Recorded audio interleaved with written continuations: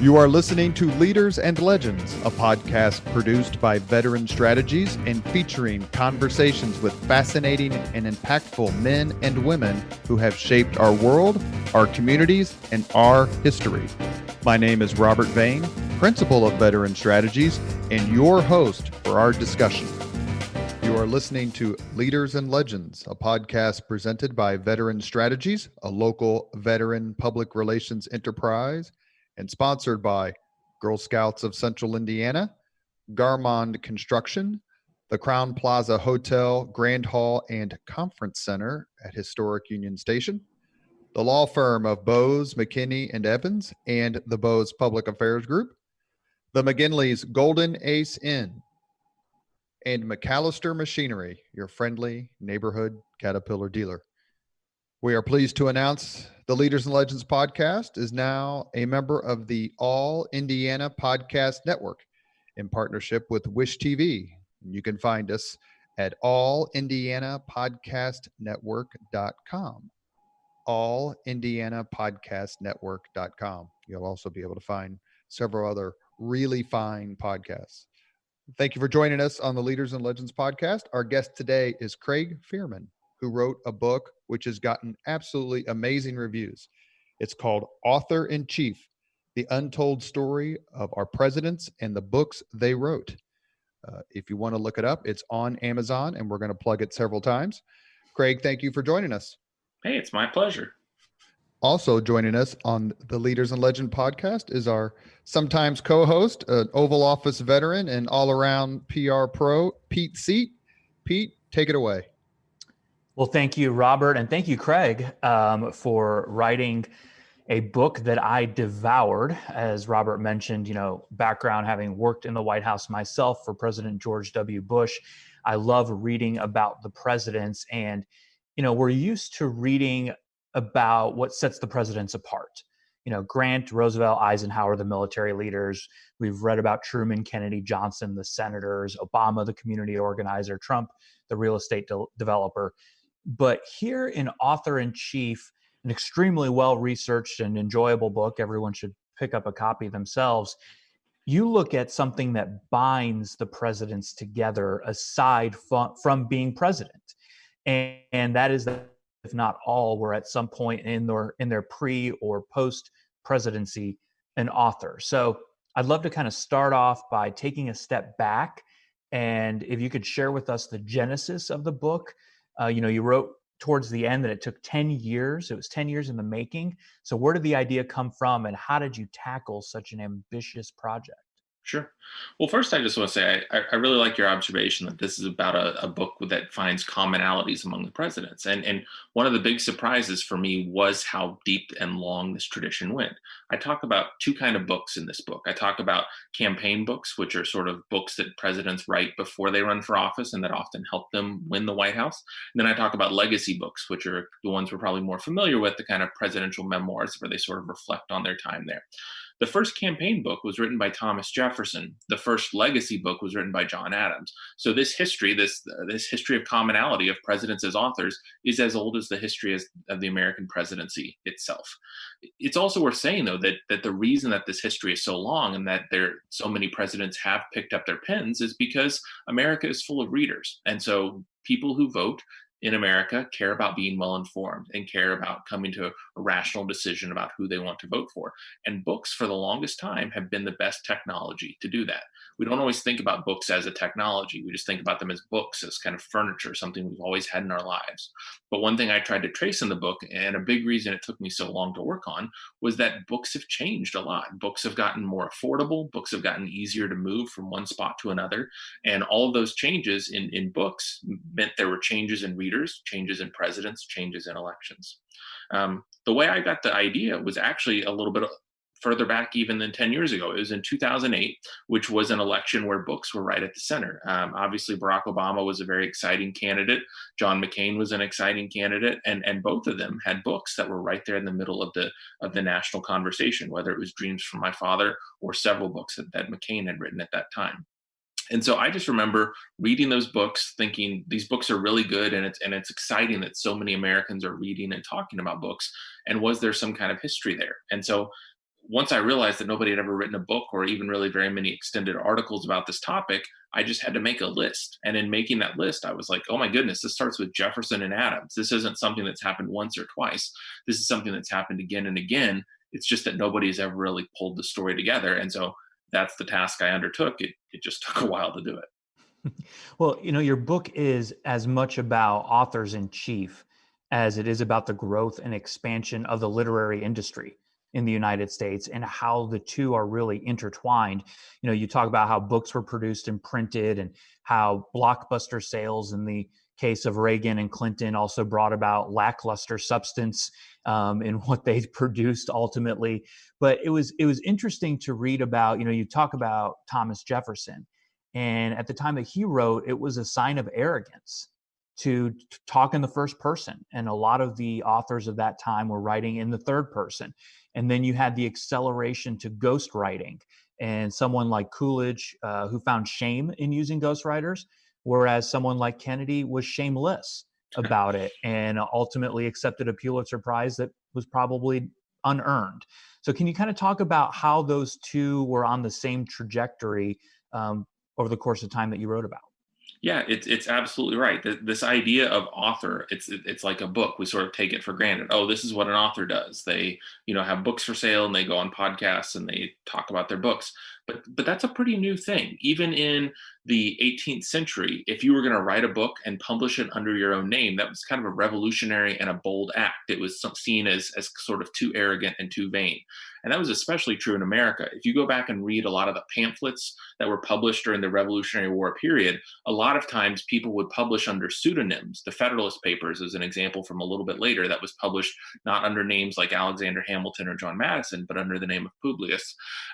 Because if you publish something under your own name, you were putting the focus on you as a person instead of the focus on your ideas or on the country, this democracy that celebrated lots of people, not just one person. All those same cultural dynamics apply to people who ran for president as well. When you're talking about George Washington or Adams or Jefferson, all the way up through most of the 19th century, presidential candidates would not go out and say, hey, these are my ideas and this is why you should vote for me. Today, that feels like the most natural thing in the world. Like, how else would you run for president? Isn't that what you're supposed to do? But in that earlier time period, for the same reason that writing a book was seen as something a little bit arrogant, a little bit revolutionary, going out on and stumping and making your case for why you should win a political office was also seen as a little bit arrogant and maybe even conceited. So those processes changed over time, and then they sort of changed at the same time. And that's one thing I really enjoyed while working on my book, whether it was, looking at Lincoln, who was the first candidate to really work hard to bring a book of his own speeches out, even though he had to keep his role sort of secret. I mean, he kept it so secret that I'm the first historian to really make the case, hey, Lincoln wrote a book because he worked so hard to kind of cover his tracks, because to be known as somebody who wrote a book would cause you problems. Then you go forward to somebody like Kennedy, who did not write a book, but worked very hard to make it seem like he did write a book. And I found new stuff about him too. I was working in the Kennedy Presidential Library and finding documents that no other historian had ever seen before. But in both cases, we're not just talking about books and we're not just talking about specific presidents. We're talking about how campaigning changes. We're talking about how literary culture changes. All these big things are shifting, all the time. So I thought you buried the lead in the book because about halfway through, you quote Kennedy in a conversation with Nixon in the Rose Garden, where Kennedy said, quote, "There's something about being an author which really builds the reputation of a political figure." And this is something that presidents clearly found out as candidates. And really, Andrew Jackson was kind of the pioneer in going from the substance-based book, to the who, and making it all about story and personality and trying to find a different way to connect with Americans. Right. Now, it's key to note, though, that with Andrew Jackson's book, his name was not on the front of it except as the subject. The book's called The Life of Andrew Jackson, but somebody else wrote it. Now, Andrew Jackson was working behind the scenes, recruiting writers, contacting publishers. I actually found letters in Andrew Jackson's handwriting that no one had ever seen before, which was, a real thrill for me as a researcher. And in those letters, you can really see Andrew Jackson doing the work and thinking through the strategy behind the scenes. But when that book came out, it had to seem like somebody else wrote it, because if Andrew Jackson wrote his own book, then he would be too arrogant and conceited to run for president in the first place. By the time you get to somebody like Kennedy or Nixon, though, they want the book to have their name on it, even though they maybe didn't necessarily do the work. So it's a complete inversion. It's one of those fun ironies that you find in history. But in either case, books were right there at the center of the debate. And that's something that has happened again and again across the centuries. Books really matter to Americans, especially during election years. So as part of the process of compiling this book, how many folks did you talk to? How many of these libraries, you've mentioned a couple of them already, how many did you physically visit and sift through documents? Sure.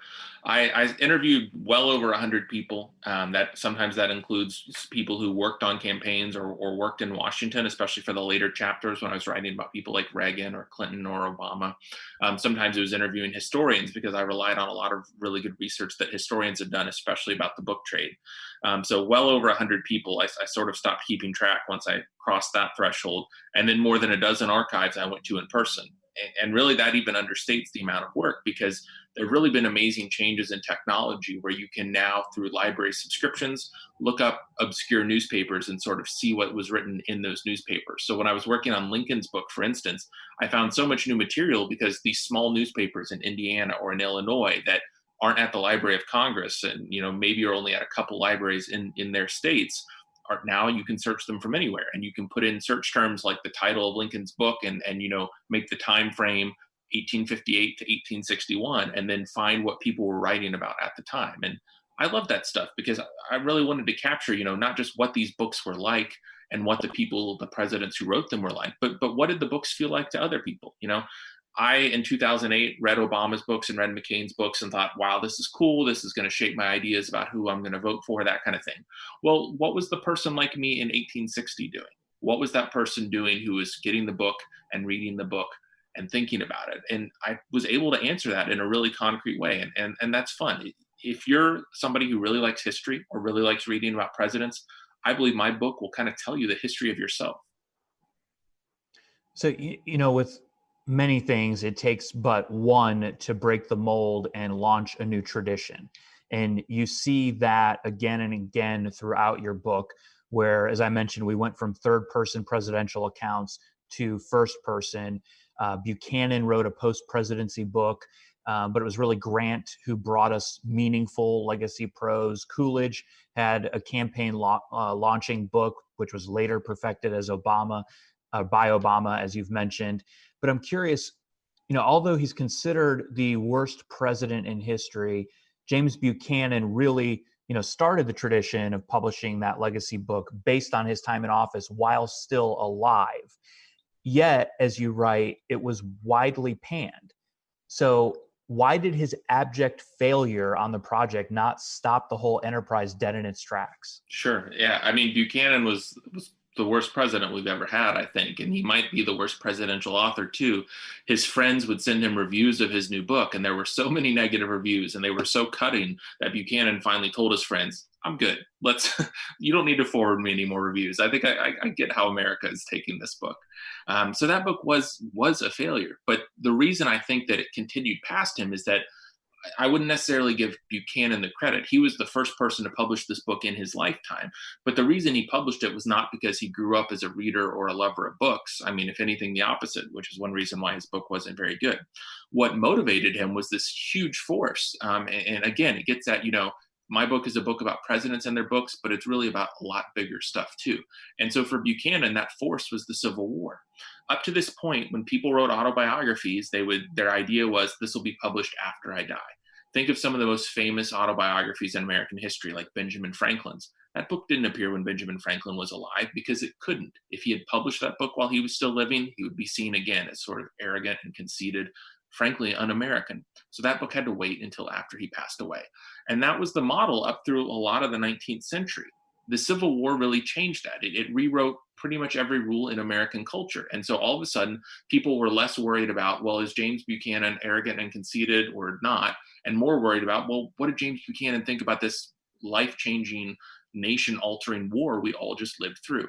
And so not just Buchanan, but other people like James Early on the southern side, William Sherman on the northern side, lots of generals, lots of political figures began writing their autobiographies in real time in the decades after the Civil War because there was such intense interest in it. And so the Civil War was really the turning point for the sort of modern political autobiographies we think about today.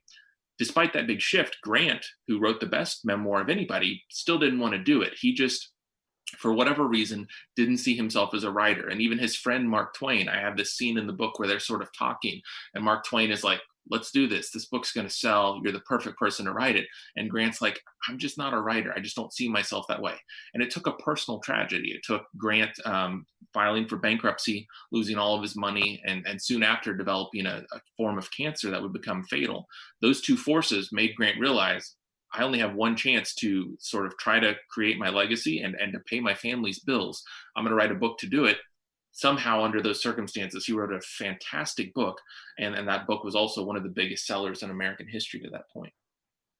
Well, and he did it under a time crunch too. Yeah. I mean, he was facing death and sitting on his porch, writing away day by day. You've got a great picture in the book of him all bundled up with a skull cap and a blanket around him, sitting there writing. And, you know, as you mentioned in the book, John Quincy Adams wrote for comfort in his post-presidency and to lay down a marker, a pre-Buttle legacy. Is that what it comes down to for a lot of these leaders, is they want to ensure that their words are a part of the historical record and not necessarily bastardized by some historian who doesn't really understand the full context of their decisions? Yeah, I think it's two factors. It's money and it's the desire to write a pre-Buttle, like you're saying. And the interesting thing is, it's always been that way. You know, when Thomas Jefferson wrote an autobiography, one of those less personal ones that you've talked about, and he wrote it. He didn't want to publish it in his lifetime, but within months of him dying, his family was trying to come up with a plan for how do we publish his autobiography, because we have huge debts we need to pay for. And they tried selling his slaves. They tried, selling off some of the books that he had left over and other things. But one of their plans was, let's sell his autobiography, because a lot of people are really interested in Thomas Jefferson. So you can see, even back that early, money was really an important motivator, and it was an important motivator for Grant as well. I definitely think you're right, though, that desire, I mean, presidents are control freaks, right? Like they spend 4 or 8 years controlling everything, or at least trying to control everything, even though external circumstances, end up overpowering or challenging them in ways they don't expect. So they want to think that they can control things, even if they can't. And so that extends to their historical legacy as much as anything else. So they want to write a book that says, this is why I did what I did, and this is what you should think about me. Are those books effective in that way? No, they're not. And that's one place where Grant is actually a really good example. Grant wrote a fantastic book. Most people think it's the best presidential autobiography ever written. But what's really interesting, and what I tried to point out in my book, is that even though it's this wonderful book, it was not effective in terms of shaping Grant's historical legacy. You know, it was a huge bestseller at his time. He made his last edits only 2 days before he died. Everyone in America wanted to read this book. Everybody in America was proud of Grant and his book. But in the decades that came after, that book couldn't stop historians in the South from sort of creating this image that Grant was, a butcher and a drunk and a corrupt president. Now, only today, only in the last 10, 20 years, have historians started to show that actually Grant was a really good general and a better president even than we've given him credit for. But it took a long time for that to come about. Even a book as good as Grant's couldn't really save his historical legacy. Well, I'm sure that Robert wants to geek out on Grant here, but let me jump in with a question real quick, because you talked about, presidential control freaks, and not only can they not control historians who are going to write long after they're gone, they also can't control the former staffers who trade integrity for riches and publish insider gossip. It started with Lincoln, it exploded under Reagan. What role have those books, the contemporary Buttle, if you will, played in propelling presidents to get something down on paper? Sure. Yeah, this is another example where you can sort of look at individuals who are doing things, but also look at these big forces that were shaping them, because those books started coming out, with Lincoln, especially his assassination. Like the Civil War was such a nation-altering event that people wanted to read about it right away. But even in the books that came out after, like I'm thinking of one by a staffer named Emmett John Hughes, who wrote about Dwight Eisenhower. He wrote this book that was harsh, but it wasn't completely negative like some of the books we can think about that have come out in the last couple of years about the Trump administration. But it was a book that was, it it was harsh, but still respectful. It came out, I think, 7 years after Hughes left the White House, and even then, people were saying, "Wow, he's really cashing in." He only waited 7 years to write his book. What a bad person he is. Obviously, things are totally different now, and you're absolutely right that the Reagan administration is when it changed. It changed so quickly that there were people who left the Reagan White House publishing their books before people who had left the Carter White House had published their books. So they actually lapped the previous administration. And they changed because of big changes to the book trade, because all of a sudden people weren't thinking about getting, $10,000 or $100,000 for a book. They were getting millions of dollars, because these were the kinds of books that could be sold at places like Kmart or Walmart, or at places like Borders Books or Barnes and Noble, or Walden Books in malls. There were changes in the book trade that created a lot more money and a lot more emphasis on speed.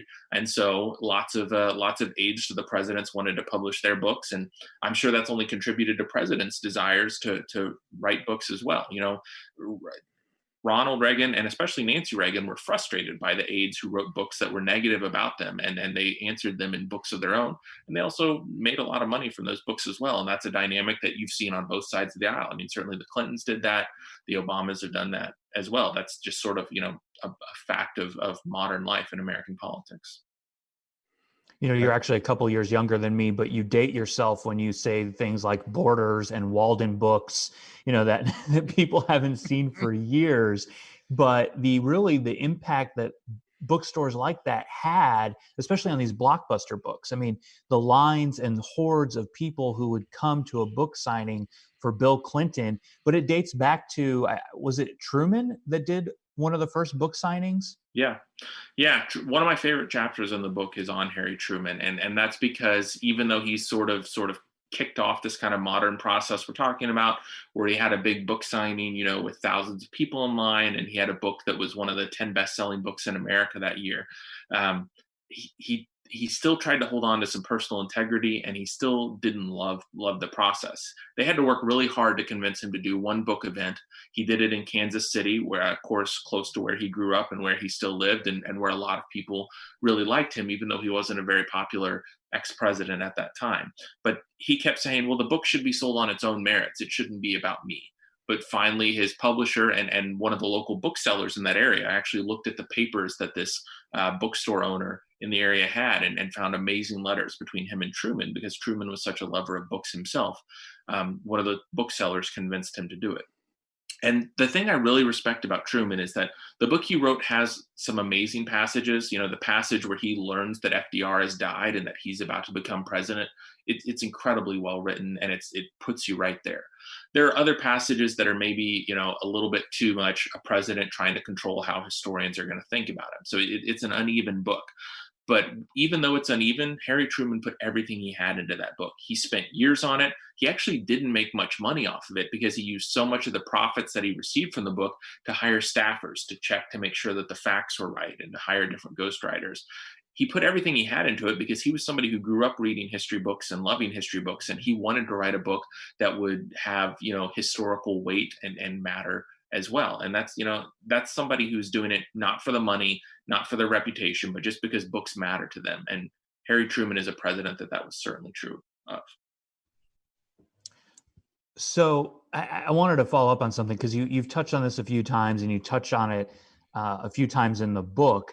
And that's not just these presidents as authors, but these presidents as readers, which, if you're looking for an idea for your next book, I think that could be another great way to bind all these leaders together, is how they consume not just their briefing papers and policy white papers that are put in front of them, but how they read for historical knowledge and just for recreational purposes. I mean, George W. Bush had a years-long contest with Karl Rove, one of his senior advisors, to see who can read the most books in a single year. And this was a man who was serving as president of the United States at the time, and as you mentioned in a footnote, was an early adapter to the Kindle, and was taking it everywhere he went, consuming content constantly. So what role did reading play in the lives of these leaders who were also authors? Sure. Well, I think if you want to understand somebody as a writer, you have to start with them as a reader, because that's where you become a good writer. That's where you get your ideas. That's where you shape your style, and that's as true for presidents as it is for any other writer. I could give you so many examples. Somebody like Thomas Jefferson talked about books like they were tools. He wouldn't necessarily say, I loved this book or I loved this character. He would talk about books the way that somebody would talk about a hammer and nails, because for him, books were the way that you built ideas. You can very easily see that the Declaration fuses together different books that he had read and different ideas he had counted in writing. And that sort of tells you the kind of analytical and rigorous way that his mind worked. But that's not the only way to read. Somebody like Grant actually is a great example. I believe that Grant's memoirs are so good because he read novels his entire life. We've talked a lot about sort of changes in society and changes in culture. And one of the changes that might surprise people is that novels were sort of considered not illicit, but they weren't something that you would really be proud to have read fiction. James Madison has a great letter that I quote in my book where he talks about, I really liked to read a lot of novels when I was younger, but then I kind of got more mature and realized that as an adult I shouldn't waste too much of my time with that. Whereas today, we're all hoping that people will read novels or hoping people will read anything, but at that time, fiction was seen as something that was not as edifying or appropriate as reading nonfiction or reading the Bible or something like that. Anyway, because of those changes, Grant was the first president who really grew up and just loved reading fiction from the time he was young till the time he was old. He actually got demerits when he was at West Point because he was spending too much time in the library. And what he was reading while he was there was reading things like James Fenimore Cooper's Last of the Mohicans. He loved reading fiction. And I think you can still see the imprint of that decades later when he's writing his own book, because the best parts of Grant's book are when he describes other people. When he describes meeting Abraham Lincoln for the first time and, puts in one or two jokes that Lincoln told that really capture how Lincoln thought and talked. Or when Grant talks about meeting Robert E. Lee at Appomattox and sort of describing what he knew about Lee from being able to see him and what he would never know about what Lee was thinking. Those kinds of descriptions of other people, that's what novels are good at, right? They're good at characterization. They're good at showing us other people. And so I think Grant's reading shaped Grant's writing, and all of us as American readers are richer because of it. So I want to go back to something you said at the top of the show, and that was the appetite for reading and for history that the American people have. And, you write in the book of the appreciation for history that Americans shared with the authors of that history, with these presidents. But forgive me for being a little bit of a cynic in modern days, but do we live in a time in which the relationship is maybe playing out in the inverse? We've got a plethora, really an embarrassment of riches when it comes to authors and outlets and perspectives, but maybe not the same societal hungry for history that we had 25, 50, or 100 years ago. Sure. Well, I think you can go glasses half full or glasses half empty on this approach. I certainly understand that books are not as central as they used to be. I don't think anybody would deny that. There are more competitors right now. There's the internet, there's TV, there's lots of ways to get entertainment and lots of ways to get information. But I don't think the book is dead either. One statistic I quote in my book was I worked with people at the National Endowment of the Humanities to get this, how many Americans had read at least one book of biography or history or memoir in the last year. And for the most recent years, we could get the statistic, which I think was 2017. The number was something like 80 million. So, close to 1 in 3 Americans. Now, would I be happier if that number was 300 million? Of course I would. I'd be especially happy if half those people were reading my book. But it doesn't change the fact that 80 million Americans still read at least one of those books in the last year, because we still realize that books are different. If you want to take time to step away from distraction, to take time to spend some time with somebody who's thought really long and really carefully about one or two big ideas, there's no better way to do that than a book. And so books still offer that opportunity to us. And so, Obama's election in 2008, that was really shaped by one of his books. And it's not like that was that long ago. I mean, sometimes it feels like it was a long time ago, but it was only, 12 years ago. And so that's an example, not that far, not in the Kennedy era of our past, but just 12 years ago, where a book really changed somebody's career and put somebody in the White House. Even our current president, we think of him in terms of reality TV shows or his Twitter account. But what made Donald Trump a national star was a book. It was The Art of the Deal. And that was the book that really took him from being a New York celebrity to a national celebrity who was appearing on cable TV talk shows. And it's a book that still kind of captures his voice and his worldview, I think, really accurately. So books are not as central as they used to be. I wouldn't deny that. But I would still say that books matter a lot, and that if you're somebody who enjoys reading and thinks books are an important way to see the world, you're not alone. So one of my favorite parts of the book, if not the favorite part, you mentioned the Harry Truman chapter. The Grant sections are incredibly well done, but I love the end where you go through some of the highlights of presidential authorship, and specifically how you characterize them. I mean, you list Abraham Lincoln's speeches, parentheses, all of them. You say, Ulysses S. Grant's personal memoirs, parentheses, some of it. Of these, do you have a favorite?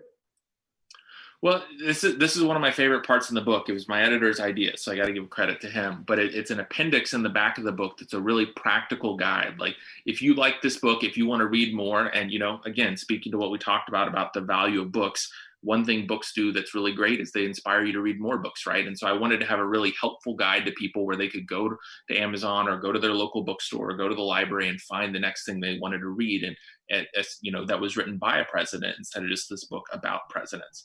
And we're actually working on an anthology. It's going to come out in October, but it's like 500 pages with sort of, selections from Grant's memoirs, selection from John Adams' autobiography, these sort of best moments from presidential writing that people will be able to find in one spot. So that's what I've been working on this summer, is kind of finalizing all that. But in terms of my favorites, I mean, Lincoln is my favorite president, and Lincoln is my favorite writer who's been a president. That may just be my Hoosier bias talking, but I mean, whatever it is, I think Lincoln is the best writer and the most interesting writer to read. But I'll also throw out a really big surprise for me, which was Calvin Coolidge, because he was not a president that was on the forefront of my mind when I started working on this project. I don't think he's on the forefront of anybody's mind. He's not, one of the 5 or 10 presidents that people immediately think of. But in terms of writing, there aren't 5 presidents who are better than him. He was a phenomenally good writer because he was a really good reader. He read carefully and passionately his entire life. And he wrote not just that book that helped get him to the White House that you mentioned earlier, but he wrote a wonderful autobiography. And it was one of the best-selling books in America in that time period. It was a book that everybody was talking about. And, it's kind of been forgotten. Nobody knows that Coolidge wrote a huge autobiography at this point, but it's a book that you can find it online. You can find it in bookstores sometimes. And it's still an amazing book. It helps you see what it felt like to be president. Coolidge clearly decided, I'm not going to try to settle things with the historians. That's up to them. I'm just going to try to capture the human side of the White House. What did it feel like to have that burden? How did I make the decisions I made? And I think that's a smart choice. I wish more presidents made that choice as writers. And he's a writer that really surprised me. I didn't expect to go into this book becoming a huge fan of Calvin Coolidge's prose, but that's certainly what happened once I got to read some of it.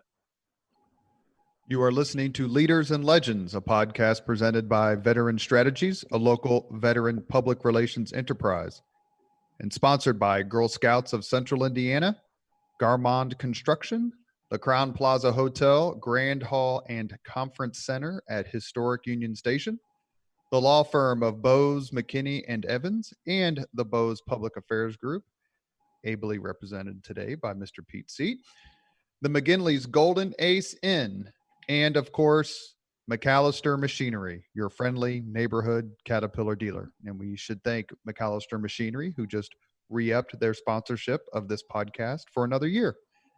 We hope they believe that we are carrying on the work of P.E. MacAllister, who did so much for this city and state and chronicled so much that what happened in the city and state through his television program. And of course, we should thank once again Wish TV. You can now find Leaders and Legends at allindianapodcastnetwork.com. That's allindianapodcastnetwork.com. Our guest today is Craig Fehrman, who wrote, as Pete has described, a marvelous book, Author-in-Chief, The Untold Story of Our Presidents and the Books They Wrote. And if you don't believe Pete Seats' review, which I find hard to believe myself, the review in the Washington Post is wonderful, calls the book breezy and anecdote rich. Other reviews include Wall Street Journal, and called Craig's book one of the best books on the American presidency to appear in recent years. We're very happy to have Craig on. Craig, is there a Hoosier leader and or legend you particularly admire? Are we talking just in the presidential realm or more broadly, or? You have the entire field. Oh, well, I mean, can I say Axl Rose? You could say Axl Rose or David Lee Roth. Sure. I mean, it's interesting how many really creative people we produce. Vonnegut is another creative Hoosier that I really admire. I mean, let's throw Larry Bird in the list as well. It's funny that you mentioned kind of, Hoosiers and their influence, because when I was working on this book, I was, you have minor characters that surprise people that they maybe haven't heard of. And the problem I kept running into is that again and again, I would have these sort of minor characters who influence presidents in a surprising way. And they all turned out to be from Indiana. So the best editor that Grant ever had was a Hoosier. The worst ghostwriter that Harry Truman ever had was a Hoosier. And so I finally stopped identifying the state that they were from as I was revising, because I was like, my editor's not going to believe me. He's going to think that I'm just stacking the deck to fill my book full of Hoosiers. But what it was that Vonnegut quote, right? Like, wherever you go, you're meeting Hoosiers and they're doing great things. And that's true of history as well. We've produced a lot of great writers and editors and thinkers. And it's one of the things I love about our state. Well, you're very kind to come on the Leaders and Legends podcast, and you're right in our wheelhouse in terms of what we want to talk about here. One of the things that I wanted to mention right off was, give us some examples of where the personality of the particular author really came through the book. Sure. Well, I'm glad you mentioned that, because, I feel like we've talked a lot about the sort of the bigger forces, the social forces that have shaped things. And that's definitely one thing that my book tries to do. But what really surprised me about looking at presidents as writers is I felt like I was seeing the human side of them. And I guess it shouldn't have surprised me, because we all know this in our lives. If you're sitting down to write an email, you're opening yourself up and being very human, because you're thinking, what am I trying to say? Why am I trying to say it? Who am I trying to say it to? There's just something about the act of writing that slows people down and kind of opens them up. And that's as true for us as it is for presidents. So I hope that each president I spend some time on, and I don't do all of them, but the ones that I really focus in on, I hope we can see the human side of them. One of my favorite examples is actually John Adams, who wrote an autobiography. And as we've talked about, most presidents wrote autobiographies in this early period that were kind of impersonal and abstract. Sometimes they were in the third person, but not John Adams. And the reason I think John Adams wrote a book that was so revealing and so raw was that he couldn't do anything else. His personality was a very impulsive one. It was a very emotional one. And so even when he tried to sort of, be buttoned down and follow the standards of his period, the real John Adams just kind of fought its way out, no matter whether he wanted or not. So he would start out by saying, I'm not going to tell too many stories from my youth because that's not appropriate. And a couple paragraphs later, he's like, I just want my kids to know that they don't have any other brothers or sisters running around who have other mothers than Abigail. Like I kept to the straight and narrow. And I mean, that's just John Adams. That's, if you read anecdotes about him from Jefferson or Washington or other people who knew him, he was somebody who couldn't help but be himself. And that was as true on the written page as it was, in Independence Hall in Philadelphia or in anywhere else. Or in Paris. Sure. Or in Europe when he's scolding Franklin for being beloved. Oh yeah, and for philandering as well. He didn't like anything. Without realizing that Franklin was other than Washington, Franklin was the most important figure of the Revolutionary War, the Revolutionary period. Is there someone who didn't write a book who you wish had written one? Well, I don't want to keep saying Lincoln, but I mean, I think one of the big losses for American literature was that Lincoln never got to write an autobiography. We talked about how the Civil War kind of changed everything on a dime, and presidents went from thinking, well, maybe I shouldn't write, or maybe I should just write something that'll be published after my death, to writing in real time. And Lincoln was such a perceptive thinker and such a careful writer that to get Lincoln's account of what the Civil War and what it meant and why he made the decisions that he did, I can't imagine a book I would rather read that's never been written than that one. So that's a real heartbreak. I mean, obviously his assassination is heartbreaking for 10,000 different reasons, personal and historical. But one of the reasons is that he never got a chance to keep writing, because I think he would have been like an Adams or a Jefferson, just writing wonderful documents well into his old age. Pete was very kind to bring up my favorite president, which is Andrew Jackson. I love him so much, I named my son after him. And we actually have a podcast coming up with the authors of a book about Andrew Jackson and the role that the 1824 and 1828 elections played in modern politics. Sure. Now, Jackson is the ultimate example, at least in his pre-presidential years, of the question I'm about to ask. But did you find in your research either evidence of or the temptation for settling scores? Yeah, there were definitely a lot of examples of that. John Adams is another example. I talked about how emotional he was and how he once described writing slowly and carefully as physically painful. He said, like, slowing down to be careful about my writing is like a blow to my knee, because he was somebody who was all about activity and emotion and just getting out whatever was in his system. But there was one time when John Adams was willing to revise carefully, and that's when it came to insults. There's an example I talk about in my book where he's talking about Thomas Paine, someone that he famously disagreed with in print many times. And, John Adams crosses out calling him a disastrous meteor and goes with like a star of the devil, or I can't remember the exact line. But like, when it comes time to insulting Thomas Paine or Alexander Hamilton, then John Adams will slow down and make sure he gets exactly the most vicious words he can choose. And that's true of a lot of presidential writing. The only thing that stops them from doing more score settling is this desire to appear presidential. Lyndon Johnson is another really good example. When he was working on his presidential memoirs, like a lot of modern presidents, he would have ghostwriters working with him. They would dictate, Johnson would take their questions, dictate responses, and they would try to write it up. And if you look at the raw transcriptions of what he said, which are at the Lyndon Johnson Library in Texas, they're amazing. They're so revealing. And he's talking about, well, Kennedy asked me to come up to his hotel room and he was still in his underwear. And he told me a joke and it wasn't really that funny, but, a president expects people to laugh. So I laughed. Just so revealing about both Kennedy and frankly about Johnson as well. None of that stuff made it into the final book, though, because they tried to write it up, and I interviewed some of the ghostwriters who worked with Johnson. They tried to write it up and capture the real Johnson, and he would read it and say, you got to cut all this stuff. I don't seem like a president in this. Which, and the man who showed the country his gallbladder operation scar. Right. Yeah. But when it came to something about, seeing those words on creamy paper in print, he had a pause finally. And so a lot of times there would be even more score settling, but this desire to be statesman-like, might prevent presidents from telling everything that they want to say, unless you're John Adams, in which case you're just going to, let the cannons fly. Well, the one person I wanted to mention when we talk about writers, and I get the sense based on a lot of what I read about your book, but correct me if I'm wrong, is my other favorite president, and we're unabashed fans of the 37th president on this podcast, Richard Nixon, much to some guests' amusement or disgust, one of the two. Nixon was phenomenally intelligent, was a voracious reader, and wrote some absolutely terrific post-presidential books and pre-presidential.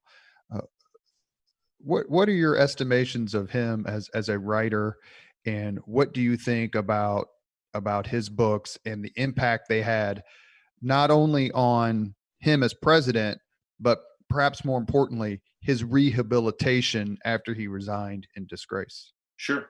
Well, what's interesting with Nixon is that he had several periods of rehabilitation, as you know, and each one of them, books really played an essential role. I don't have a lot of Nixon in my book, only because it was really important to me to tell a story. I've tried to draw connections in our conversation and talk about presidents reading presidents or books influencing other presidents. And so when it came time to sort of take 10 years worth of research and put it into a narrative, I really wanted it to be a narrative, and I wanted to keep it moving and entertaining and engaging. So I couldn't, Nixon and Carter were the two presidents who produced so many books that I didn't get to spend a lot of time with. And so I don't want any other Nixon fans expecting a lot of that in the book, because there's a couple pages on him, but there's new material on him from interviews I did, but there's not a lot on him. That said, if you're looking at his specific career, it was enormously important. Probably my favorite book you wrote was Six Crises, which came after he lost the election to Kennedy. He is trying to decide what to do next. He puts together this book, kind of influenced by Kennedy, seeing books like Profiles in Courage and how popular they were. And so this book itself became a bestseller, and itself became really influential. When Ronald Reagan was deciding just a couple years later, what am I going to do next? How do I pivot from being an actor to being a serious politician? He could see that Six Crises was a big bestseller, and that sort of influenced Reagan's own decision to write a book that's been forgotten today, but I think is a really revealing and interesting book called Where's the Rest of Me? And so that's an example of one of those early rehabilitations where Nixon uses a book to kind of reinforce and reorient his career and show those intellectual bona fides. There are plenty of examples after the presidency where right up until his death, he was continuing to work on books. By that point, most of them were sort of internationally focused and looking at, his sort of role as somebody thinking about the world and America's role in the world.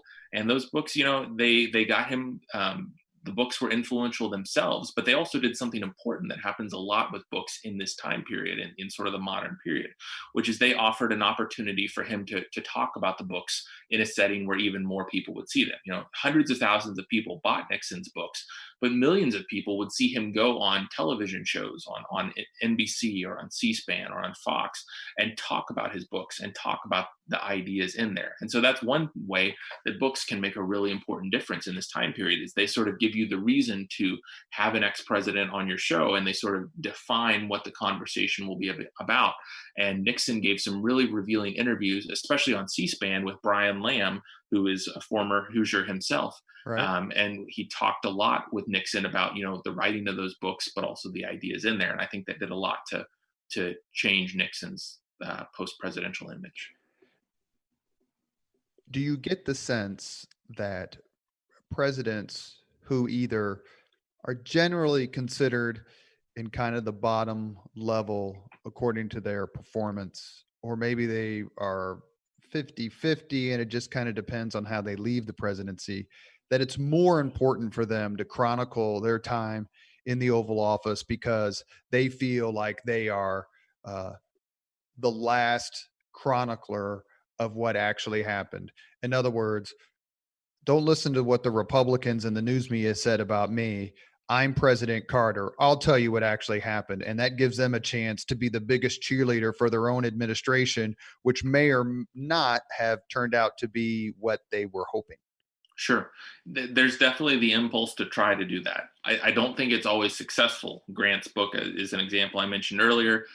Carter's presidential memoirs would be another one where he worked really hard on those books and hoped that they would help rehabilitate his historical reputation, but it didn't. It took more time, and it took him turning his focus to international issues, to Habitat for Humanity, to other things. What I think presidents would be smart to do is to just produce not only a personal book, but to leave behind a personal record. I'm thinking of presidents that we don't necessarily think of as really interesting presidents, like James Garfield or Polk. They are kind of interesting presidents because both of them recorded really intimate diaries while they were in the White House.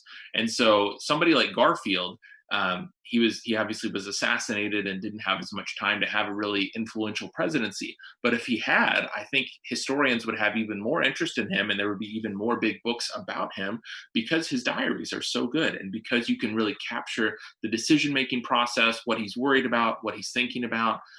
I have a little bit of Garfield in my book because the diaries are so good, and I can read him talking about reading Sherman's memoirs and being like, I can't believe somebody is saying this. I can't believe a general who just fought in a war is saying this already. And so you can really see how Garfield's mind works about a book, but that's just as true about a lot of political things as well. So if you're a president and you're worried about your reputation, I mean, yeah, write a book, partly because you'll get a lot of money to do it, but make that book personal. And then while you're in the White House, work really hard to capture diaries that really capture how your mind works, because historians love that stuff because it helps them tell good stories. And you might not like the decision or the outcome of the story, you might not like their analysis on the story, but if you give them really good material, they're going to write about you. I mean, Nixon's a great example, right? He left behind so much interesting material and so many interesting scenes and details that people are going to continue to write about him, whether they agree or disagree with the decisions he made. Has there been a president, at least in modern times, that isn't just a full-on history nut? I can't think of one, but maybe with your research, you can fill us in where like this person wasn't necessarily a big historian. I mean, it's kind of famous that Kennedy was reading Barbara Tuchman's Guns of August, which is a phenomenal book, right around the time of the Cuban Missile Crisis. Truman was a huge history buff. Pete's former boss, George W. Bush, is a true history nut. I know Clinton is a big fan of the Civil War period as well. But do you think they kind of go hand in hand, that the people who are really involved in learning and understanding history put a lot of effort into their book because they know it'll be part of the historical record? I think theoretically that will happen, but at the end of the day, you're dealing with an individual person who's going to their personality and their strengths or weaknesses are gonna show up on the page. Clinton is a great example. Enormously well-read president, somebody who has read lots of fiction like Grant, so you would think might have that skill to sort of characterize and describe other people. Someone who's read a lot of history, speaks very carefully about kind of where he saw his presidency in the arc of history. But My Life is just not a very good book. And the reason it's not a very good book is because he had too many distractions in his post-presidency. He was giving lots of speeches. He was worried about trying to help his wife's political career. And he just got too caught up in, trying to name every single person he had met, trying to thank every single person who'd done him a favor, trying to attack every single person who'd done him wrong. And this is not me saying this. I mean, first of all, if you read My Life, you'll come to this conclusion yourself. But this is something his editor, Bob Gottlieb, a very famous editor who edited Toni Morrison and other people, eventually wrote about working with Clinton on his memoirs himself. And Clinton, I mean, he was a procrastinator, right? He was somebody he was an extrovert who loved to talk to other people. That's a great skill set if you're going to be president, maybe not the best skill set if you're going to be a writer. And so Clinton was so late on turning in his memoirs, a book that his publisher had paid $15 million for, that they were really leaning on to sort of be, their defining book of that year, that eventually his editor started spending the night at Clinton's house in New York just to make sure that he would keep working. I mean, it's like a sleepover, right? And so they got the book done, but those are not the conditions to produce a great work of history, even if Clinton himself was a history lover. So that's just an example. Let me ask you a quick question. Forgive me. Do you think 9/11 hurt Clinton's books and the perception of him and his book, just because it was such a history altering event? And that was kind of like, the Cold War ended, Clinton comes to office. He had some conflicts, obviously, especially in the Balkans, but, it was a time of relative peace. And they were writing, you had Francis Fukuyama, and you had others who were saying it's the end of history, it's a new era. And then 9/11 happens, and it's like, well, I don't know how interesting Bill Clinton and his presidency would be now, I guess, other than some of the more salacious passages, when we've just had thousands of Americans killed and now we're at war. Sure. I think there's a lot of truth to that. And Clinton has actually given interviews, which again speaks to his historical mind, where he's talked about, I didn't have a war happen in my presidency. So even if I did everything right, there's a certain ceiling on how I'll be ranked as a president. I'm never going to be compared to Harry Truman, because Harry Truman had to make a big decision about the atomic bomb.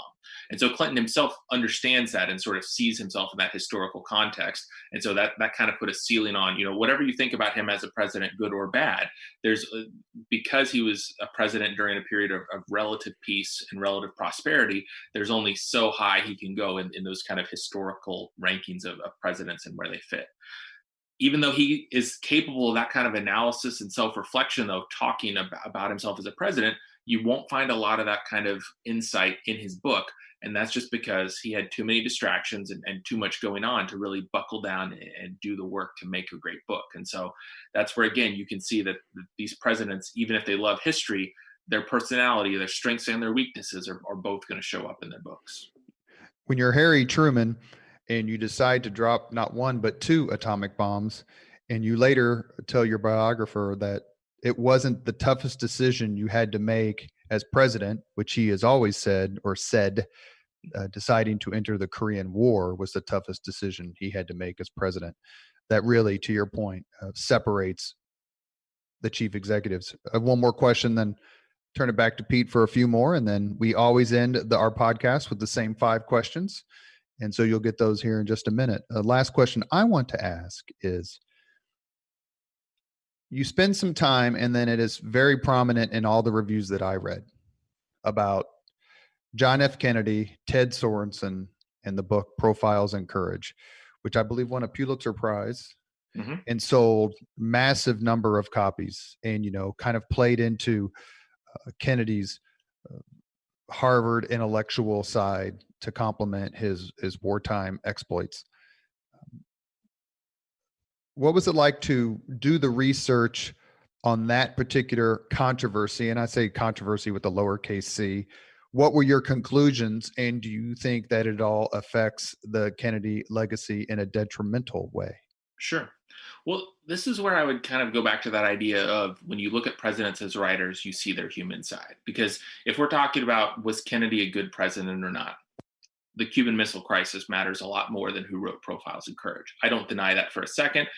My book, despite the fact that it's about presidents, doesn't have that much sort of partisan politics in it. I'm not digging into the silver standard currency standard and what side presidents in the 19th century should have taken or that kind of thing. Instead, it really tries to capture the personal side.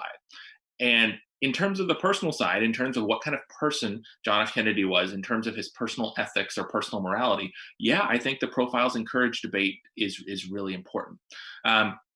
People can read the book to get the full story on this, but I'm actually pretty pro ghostwriter. I think that ghostwriting is an important approach, and it can work well, especially if somebody who's a president isn't necessarily a strong writer or doesn't have the time to do the writing themselves. Clinton's book, My Life, if he had had a couple good ghostwriters working with him instead of writing it himself, I think it would have been a much stronger book. George Washington, our first president, also our first president to use ghostwriters. So I have no issue with ghostwriting at all. But there's a difference between ghostwriting and award-winning ghostwriting. And John F. Kennedy participated in the second.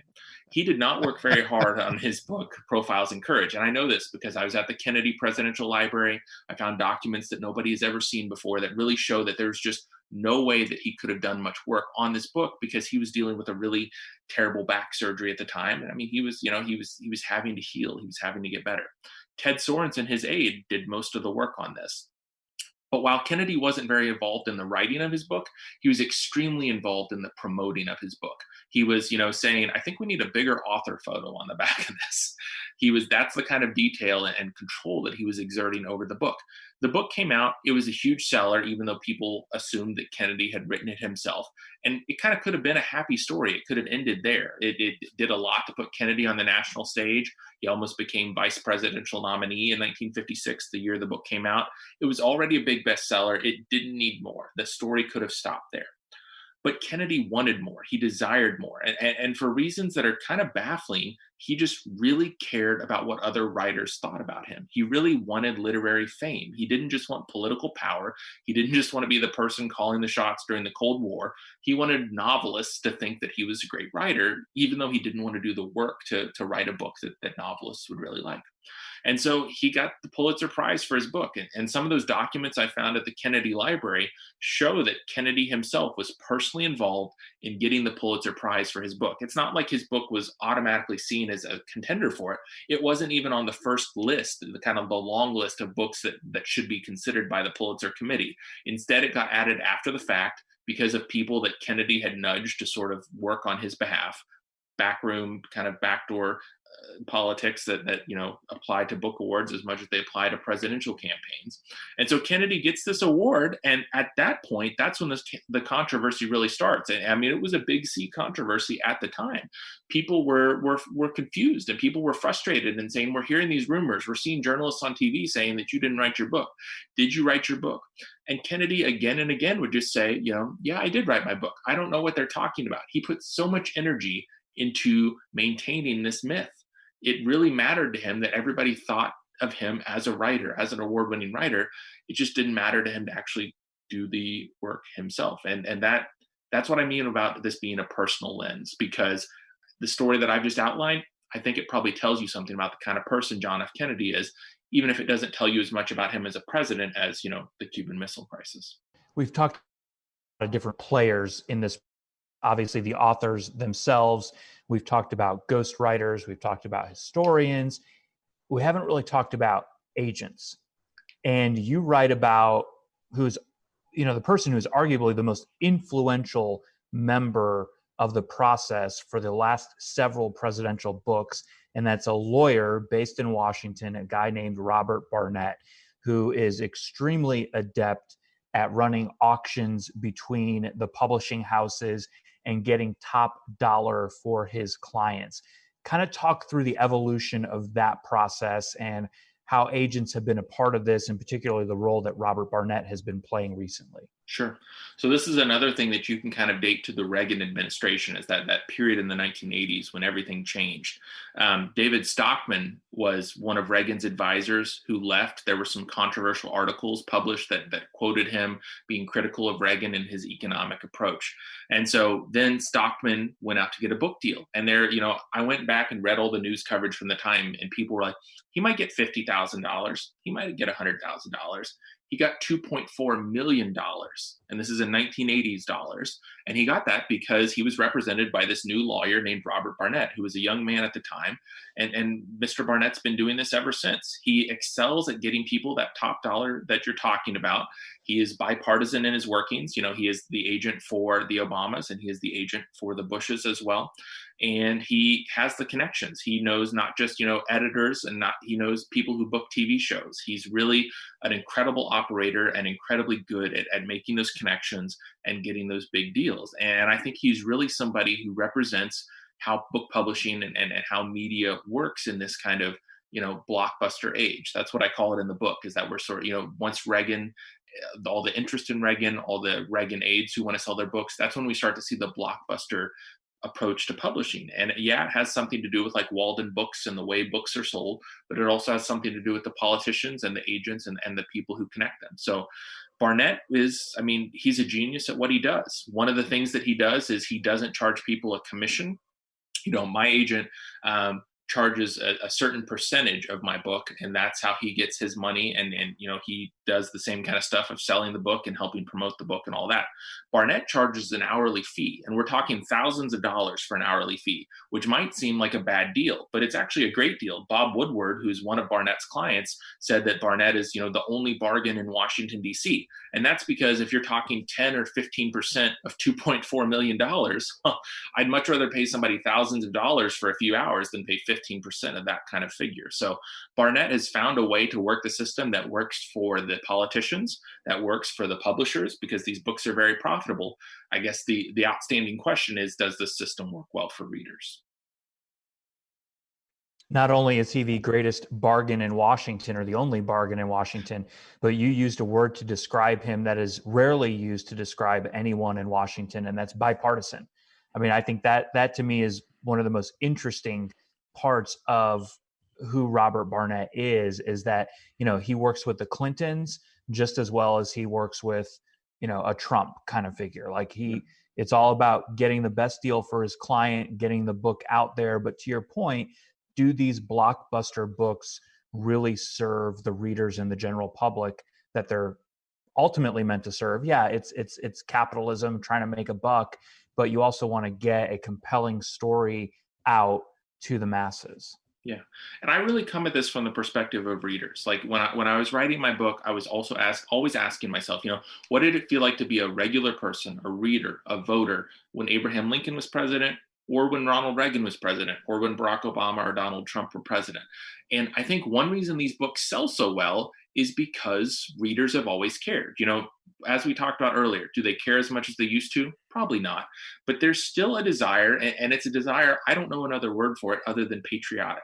There's a patriotic desire for Americans to learn about their leaders, to learn about their potential new leaders and their views on issues, to understand what happened and whether the right choices were made or the wrong choices were made. There's this very pragmatic and practical desire among American readers to read these kinds of books. And so I think that the kind of books that come out now, they have this huge audience built in because of this patriotic desire from American readers. Are they living up to that desire? Are they giving people as good a book as they can? Sometimes they do. George W. Bush's presidential memoirs, I thought were better than most. Barack Obama is obviously a very good writer, but a lot of times you see books that aren't very good. Rand Paul, to pick an example I mentioned in the book, he had a political book come out when he was thinking about making a presidential run, and he got in trouble because he plagiarized 5 pages of it from a think tank online. He just copy and pasted, well, not even he, the ghostwriter that he had working for him, 5 pages into the book. And to me, let's set aside, although it's a hard thing to set aside, let's set aside the ethics of plagiarism. That just shows that Rand Paul wasn't that concerned about the book as a book. Was he doing everything he could to produce a story and a set of ideas that gave the reader his or her money's worth and his or her time's worth? I don't think so. And too many politicians today don't take the time to write a book that measures up to the desire and the appreciation that America's readers bring. Hey, Spangle, did you hear that? Did you hear that about Rand Paul? I just want to make sure you're listening. One other question I wanted to ask before we get to the 5 questions and wrap up the podcast is, what role or how much influence do first ladies have? I know they write their own book these days, and deservedly so, but how much impact do they have and influence do they have in their spouses' memoirs? Sure. This is another thing. I feel like I've said this a lot, but it's kind of one of the big takeaways from my book. I think where the history here is longer and more interesting than you would think. So when John Adams and Abigail Adams had passed away, their son started editing their letters. And the first book he published was a collection of Abigail's letters. This is in the 1840s. And then he publishes John's letters. Guess who sold more? Abigail's by a long stretch. So there's something about first ladies that have always been interesting, and a lot of them have written really good books. I talked earlier about how presidents sometimes feel this pressure to be too statesmanlike and to sort of, be too presidential, and that keeps them from being as personal as they should be. And for that reason, sometimes I think first lady books are much more revealing and much more interesting. The example I always throw out there is from the Carters. Both President Carter's memoirs and in Mrs. Carter's memoirs, they talk about the Pope visiting the White House and what a big deal that was for the Carter presidency. But in Jimmy Carter's memoirs, the story moves on from there. Only Mrs. Carter mentions that after the Pope left, the first couple watched a Bo Derek movie that night. I love that detail. I think it's really human, right? Like, let's hang out with the Pope and then let's watch a Bo Derek movie that night. That's the kind of stuff I want to know about our presidents, because that's the kind of stuff that any one of us would do were we lucky enough to meet with the Pope. But the president didn't want to include that because that's not a very statesman-like detail to be watching a Bo Derek movie. The First Lady did. And so I think sometimes First Lady books can be as revealing or more revealing. Certainly Michelle Obama's book, which was one of the best-selling books in American history at this point, just been an enormous blockbuster hit. It really captures the personal side of their relationship. And I'll be very interested to see if, when Barack Obama's book finally comes out, if it's as good at capturing the personal side of being in Washington as hers was, because hers is a high bar for him to clear. Well, in some cases, I think this is true in Mrs. Carter's example. The spouses have a harder time getting over the defeat in the case of whether it's Jimmy Carter or George H.W. Bush or other examples, have a harder time. I mean, it's pretty well known that Mrs. Carter never got over the 1980 defeat, the crushing defeat. She never thought much of Ronald Reagan or Nancy Reagan, and probably had a little more leeway to express those because she's not, quote unquote, part of the club. Right. That's absolutely true. And Nancy Reagan is another great example. Her memoirs, I think, are much stronger than Ronald Reagan's memoirs. And her memoirs are called My Turn. but the nickname they got in Washington was My Burn, because she was Yeah. trying to settle so many scores.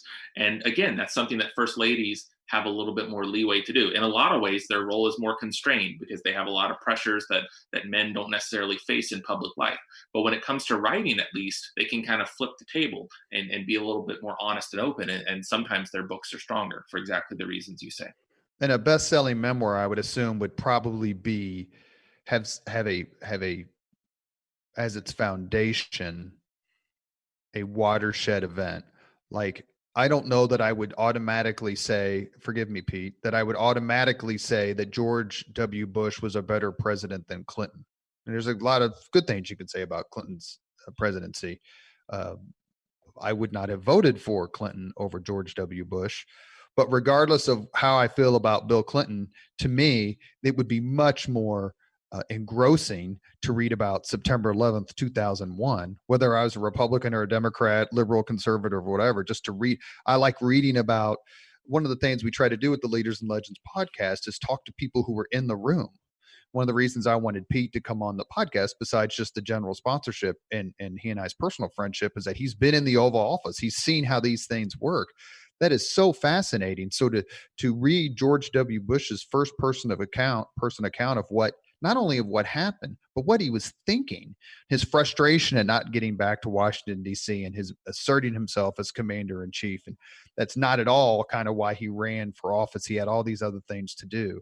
So it seems to me that partisanship aside or political affiliation aside, you can really grab onto, Kennedy and his role in the Cuban Missile Crisis. Right. Yeah, totally agree. And that the passages and decision points that cover 9/11 are the best in the book. I'm trying to clear the rights for those right now because I want to include it in that anthology. I'm working on best presidential writing, because you're exactly right. It puts you in the room and it helps you understand the events from Bush's perspective in a way that nothing else on the historical record so far can, because it's him saying, I knew this, I didn't know this, I felt this, I didn't feel this.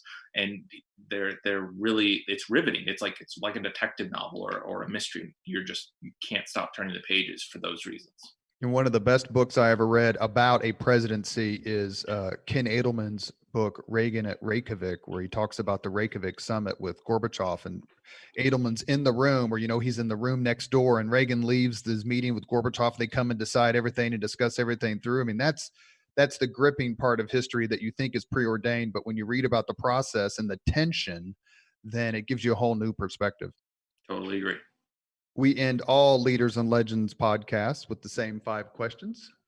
We are on today with Craig Fehrman, author-in-chief. Craig, are you ready? Let's do it. What was your first job? My first job was working at an IGA in Dillsboro, Indiana. That's a unique answer. Thank you.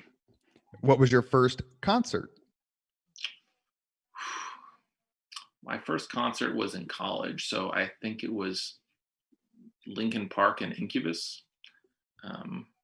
So what are you going to do? Wish it had been Axl Rose, but I was not born in the right time. Is it a natural transition from Incubus to being a historian? I mean, did you really feel it there? Only in the sense that my wife really loved Incubus, probably still loves Incubus, and also loves history, and hopefully loves me. So that's the only transition I can think of. All right, this is going to be tough for you, I know. Number 3, if you could suggest any book for someone to read, which book would you recommend? That is a good question. One book that I really love is called The Metaphysical Club. It's by a historian and a critic named Louis Menand, and it came out, 20 years ago at this point, but it's all about pragmatism and this kind of philosophy in America of sort of, kind of choosing the practical way to fix things and sort of trying to get things done as much as having debates about ideas. That sounds really dry, but it's a great, it reads like a novel. There are great characters and there are great people who are thinking these ideas. And Menand does such a good job of capturing this time period, which is kind of the late 19th, early 20th century, and talking about the ideas and the people in it. And so it's a book that I've been thinking about because his next book, finally, almost 20 years later, is getting ready to come out this year. He's one of my favorite writers. And so that's just a book in terms of like, if you want to read history that's like fun and engaging, but still packed with really big ideas, that book, The Metaphysical Club, is the one I would point anybody to. Thank you. I'm going to have to look that up for sure. Okay, here's another toughie. Sorry. If you could witness any event in history, be there as it happens, which event would you choose? Are you guys going to air this if I mention Lincoln again? I Hey, we could have done this whole podcast about the personal memoirs of U.S. Grant, and I would have been absolutely happy. Sure. So you understand where I'm coming from. I mean, the thing for me is, how do you even narrow it down for Lincoln? Do you want to see, do you want to see the debates with Douglas when he's sort of breaking onto the national stage, or do you want to see one of the moments in the Civil War? I think I would have liked to see Lincoln in one of the Lincoln Douglas debates, because it would have been fascinating to watch both of them, but it would have also been fascinating to watch that crowd and to see how many people were there. Some of them were there just for a good time, kind of like a county fair vibe, but some of them were there to hear two important politicians talk about slavery and whether or not it should expand, which was, the defining issue of America in that time. So watching Lincoln and Douglas do one of the debates, probably the first one in Ottawa, that I'd really like to see that. Or Cooper Union, the Cooper Union speech. That's another great one. Yeah, another example. Last question. And Pete, remind me to send you this list, so maybe next time you're on, you can ask the 5 questions. Last question. If you could have dinner with anyone living today, 2 hours, completely off the record, whom would you choose? I think I would choose Barack Obama. First of all, because we could talk about Lincoln. He likes Lincoln a lot too, right? So then I could find a way to work Lincoln in as well. But I think, I've studied his writing and his political career a lot, and he's changed on that some, but he hasn't changed as much as I would think, in terms of just, his famous 2004 speech, right? There's no red America, there's no blue America, there's the United States of America. That was the idea that he ran on, and that was the promise he made. And his presidency was not able to follow through on that. And we, reasonable people could have arguments about why that was, and how much that was Obama's choices and how much of that was the opposition's choices to him. But that's exactly what I would like to ask him about. Sort of, you had this theory for why you should run for president and what your presidency should accomplish. It crashed into reality. And although you got a lot of big things done that you and your supporters wanted to get done, your theory, to my mind at least, was proven to not hold up. What do you make of that? I really hope his presidential memoirs deal with that dynamic. That's one thing that I think would be really interesting to read, to see him sort of reflect and see, you came in with this problem or with this promise of unity, and now 12 years later, I don't know that our country's ever been more divided. What do you make of that? That's a question I would love to see him write about in his book, and I'd certainly love to ask him to talk about it off the record as well. He certainly is capable of some really terrific observations. Mm-hmm. Kind of what you, oh yeah, he's going to say the same old thing, and then he says something, and you're like, all right, I didn't expect that, and I can get on board with that. I think it's one of his real strengths is he has sort of an intellectual consistency that I find appealing. I didn't vote for him either time, but I find appealing in that I think that he sees the bigger picture in a lot of things. Like, yeah, I know you're upset right now and you want to do all these things, but you do realize what's going to happen afterward. And I don't want to speak for him, but I'm hoping that his memoirs are as compelling as he is, I think, personally.